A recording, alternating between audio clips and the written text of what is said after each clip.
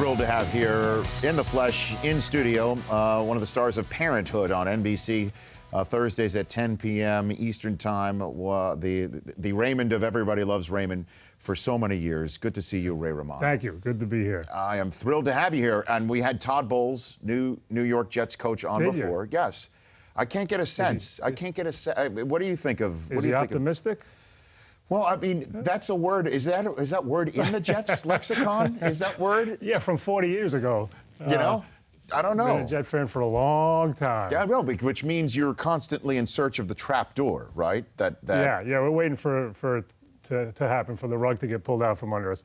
And I went to one game this year. You know, we live here now. Yes. We live here, and my kids are diehard fans too.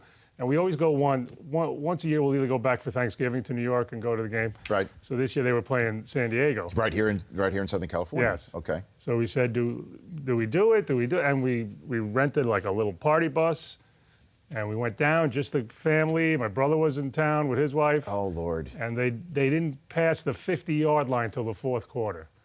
And we're looking for the radio audience. We're looking at a photograph of the ride home. Yeah. That was the bus on the way back. Looks like you needed a little bit of caffeine in there. Yeah, my daughter looks like she's been drugged. That's her on the left. Yeah. They look deflated, if I may use the word. And by the way, yes, these guys, my kids, yes. you can't leave a game early, no matter what the score is. They will not leave the game early to beat the rush or whatever. That's how bad that game was. They allowed us to leave the game in the fourth quarter. They got shut out. There wasn't a single point. But I'm not kidding. They didn't pass the 50-yard line till the fourth quarter. Right. Yeah. And then you found out probably the next, I think it was either the next day that Geno Smith didn't go to a team meeting because he was in a movie theater or something like that the day before the game. Yeah, it was rough, but you know what? As bad as it gets, you don't give up. We never give up. We just keep thinking that this is the year. Yeah. Yeah. And that's why when Rex came, he gave that sort of bravado that was missing. Right. To make you believe, yes, it's okay for you to be optimistic, for you to believe, and pound in his chest. And by the way, for 2 years in a row, we went 1 week before the damn Super Bowl. Exactly. Yeah. But it is very Jet-like to go from that to have the quarterback take you almost to the Super Bowl twice in a year in a row, right? And then on Thanksgiving night, run up the behind of his right guard. We were at the game. You were at that game too? Yes, right, Greg? We were at that game. There's my son. Your son Greg is offset right here. Yeah. You were at the butt fumble game? That was one of the years we went to New York and we went to the butt fumble. Ray. So you've been to the butt fumble game and the game where they didn't cross the 50 until the fourth quarter? We have, yeah. We've taken our shots. Yeah. Taking your so shot. We're ready. So Todd better bring something to the table. Yeah, I know, because he's got the Rex mentality of he's going to blitz every down. I just don't know who the quarterback's going to be. Yeah, he's a defense guy, right? Would you take somebody in the draft? Would you want to take a rookie? I would take the guy on Ohio State. You take Cardell Jones. You take him, right? But he's not coming out. And now I hear that Mariota is. He's coming out. But he may go, someone said he may go as low as the 6th pick. Well, it's possible the Jets have him. But that would be also very Jet-like for Rex Ryan to win his last game and Geno Smith have his last game be a perfect passer rating just so they could go low enough in the draft to not get Marcus Mariota. Wouldn't that be a Jet thing to do, if you think about that? I don't know. But people were saying why, when you wanted the Jets to lose, that's when they win, those last couple of weeks. Right. But you can't. I'm not of that philosophy. You can't tell the players. The players have to play all out. Right. You can't lose for a draft pick. Ray Romano is here in studio. Parenthood Thursdays, 10 p.m. Eastern Time, here on the Rich Eisen Show. Let's take a quick 60-second break and come back and chat more with Ray Romano right here on the show. I want to ask you about this whole Inflategate situation with the Patriots and see what you think. Get the Jet fan perspective. I don't know. Or not. We're back with more in just 1 minute's time with Ray Romano right here live in studio on The Rich Eisen Show. Welcome back to The Rich Eisen Show. Ray Romano, Parenthood, Thursdays, 10 p.m. Eastern Time on NBC. It's like a comic's dream to talk about the size of somebody's there's so many balls, right? It's too easy almost. There's so many, and it's almost old now to the deflated ball. Yeah, and it's only 24 hours old as a story. By the way, as a middle-aged man, married for 25 years. Yes. I know a lot. You're an expert on this subject? About deflated. Okay. And by the way, when you get to be middle-aged, it's not a negative. It's I don't know how far I'd go with this. Go for it. But to have a case of deflated, because Yeah. I actually was playing basketball. I have a 16-year-old, and I took an elbow in the groin area. Yeah. And the fact that I am middle-aged, and they are of the deflated quality, Yes. that helped. Because there's, back in the day, that would have brought me to my knees. Yeah. There's give now. There's slack. You take a punch. You know what it is? It's like punching a curtain now. That's what it is. I don't know. You got to fill 3 hours here. Listen. But it's, as they say in the NFL, it is what it is. Yes. And last night before, as I'm getting ready to put my 6-year-old to sleep. Yes. For whatever reason, as I'm getting ready, and I'm just thinking, I'm ready to pick him up, he just took his fist and hit me right in the balls. Yes. That actually happened last night. Yeah. And I'm thinking to myself, this is my life during the day.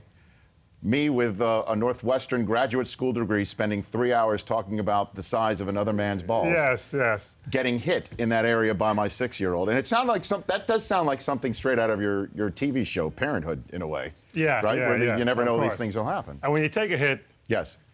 there's a false sense of, oh, that ain't too bad. And Because it's a little bit of a delay. Oh, no it's a doubt. Cruel, that's no, and then you go, what? 40 seconds later, you have an issue. Yes. You have an issue. In terms of finding comedy and sports, you were part of one of the great Saturday Night Live skits with Tim Meadows playing my longtime colleague Stuart Scott, the sweet sassy Molassy. Did you write? You co-wrote that skit? I'm not going to take credit for it, but we came in with that. I was doing Everybody Loves Raymond then. Yes. And I went to New York for Saturday Night Live with 2 writers, Phil Rosenthal and Mike Royce. And Mike Royce brought that sketch with him. This is 1999. Yep. And Stewart was the guy. And there weren't things trending then, but if it was, that would be trending. No question. The booyah and everything he was doing. And sweet sassy Molassy. Well, that's what we came in with. Right. So Mike wrote this sketch, and I threw my little stuff into it, but I got to give him credit. And Saturday Night Live, they only put up the sketches that they think are good, and they put them in the order, and they put that sketch first. And it kind of struck a nerve. And I'd never met Stewart. I don't know how he felt about it. And about a year ago, I was playing in the Michael Jordan golf tournament, and I met him for the first time. And I really didn't know whether he took it and whether he enjoyed seeing it. But he came up to me, and I just said, I didn't write it, And he couldn't have been nicer, and he couldn't have been more happy. He was into the fact that we were doing that. He took it as an honor and everything. He was just the nicest guy. Oh, yeah, no doubt. And at the time that it happened, all of us were walking around Sports Center saying, how come you couldn't have been one of us? How come one of us couldn't have been your name? You were Chet Harper, right? Yes. And so some of us were walking around like, a little jealous that Stewart got that treatment, even though he got lit up and sent up. But that is the sign of a rival when Saturday Night Live is spoofing you. When they do a little parody of it, I know. And we were all upset, like, how couldn't Ray Romano have been like me or Steve Levy? Or, that's where we were salting around talking about people, and every now and then someone will come up to me and quote Sweet Sassy Molassy. Where did that come from? That came from Mike Royce's brain. That's it? Yeah, That's nothing specific that you and your friends would just say? No, he just made up this gibberish kind of thing.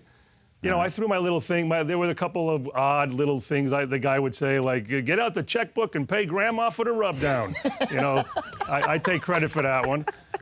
But Mike wrote the sketch, Yeah, it was fun. Yeah. Oh, man. Catchphrases. The catchphrase, that would be a great catchphrase to use in the future. Which one? The one about get out your checkbook. Get out your checkbook? And pay grandma for the rub down. You can have it.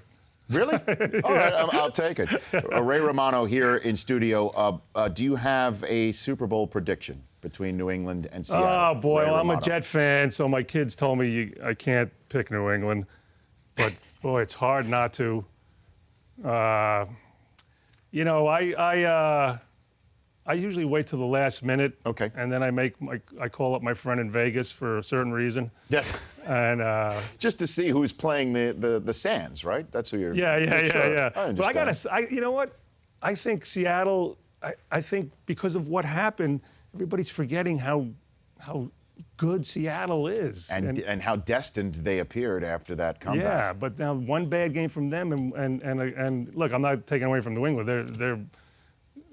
They're better. Their defense is better than people think. But I'm going to go with Seattle. You're going to go with Seattle Yeah. for the defending championship. Yeah. And your next gig, you're with Bobby Cannavale, who guest hosted this Yeah, I show know. back in December. The HBO series that's next It's for the untitled. Boardwalk Empire folks, right? It's Yeah, Scorsese and Scorsese, Mick Jagger's producing it. It's about the rock and roll business in the 70s. We filmed the pilot last summer, and I play Bobby Cannavale's partner. We own a record company, and I got to, live that life. Snort fake coke, and there were fake hookers. Yeah, and I had a full beard. All right. And they paid me. And Scorsese directed it? Scorsese directed it. Yeah. What is that like? It was weird. It was crazy. And I had audition for him. I put myself on tape, auditioned him, and they told me he liked me. And this was kind of cool. Never heard of me. Never heard of me. Never doesn't. How is that possible? It is possible. Okay. Yeah, but for a guy like him in the business, but he's a movie guy, this and that. Right. But it was kind of cool, yeah, that he just. So if Scorsese didn't know, does that mean CBS isn't America's most watched? Is that what that means? Like, or at least in the Scorsese household? I guess he doesn't have a Nielsen box. No, but he's a movie guy. He's an old movie guy. He would tell me about anything he talked to him about. He would relate to a movie. I'd be talking about Italy, my wife, and we're going to Sicily, and he would bring up some old Italian movie, and then he would put that DVD would be in my dressing room the next morning. Oh my Lord! Of an old Italian movie, yeah, in subtitles, and there's that. I had about 2 or 3 of them, and so the next time I saw him, I said, "Hey, thank you very much for those DVDs." He goes, "Oh, did you watch them?" I go, "No, not yet." And I realized I got to watch these movies. Yes. I got to watch them. You got to do your homework. Yeah, so I watched all these great old Italian movies. That's awesome. It's cool. Yeah, Scorsese gives you homework. You better do it. Oh, yeah. Parenthood, Thursdays, 10 p.m. Eastern Only 2 time left. on NBC. Only 2 episodes left That's of Parenthood. Of the entirety of the whole. Yes, series Okay. is over. Yeah. And Wow. Yeah. What a bummer. And I'm unemployed till May. We start in May. Well, at least the Jets off season will get What are you there. going to do, by the way, when it's not football season? We talk about stuff. You're going to need like a guest host, and you're going to do. You have to do sketches. Would you come in and you want to be Chet Harper? I'll do Come a back sketch. and do Chet Harper. I'll do a throwback. I'd love it. Yeah, anytime, Ray. Good to see you here. You too. You bet. Thanks. That's Ray Romano, the final 2 episodes, the penultimate and ultimate episodes of Parenthood, Thursday, 10 p.m. Eastern time on NBC. The Rich Eisen Show, weekdays at noon Eastern. On Audience.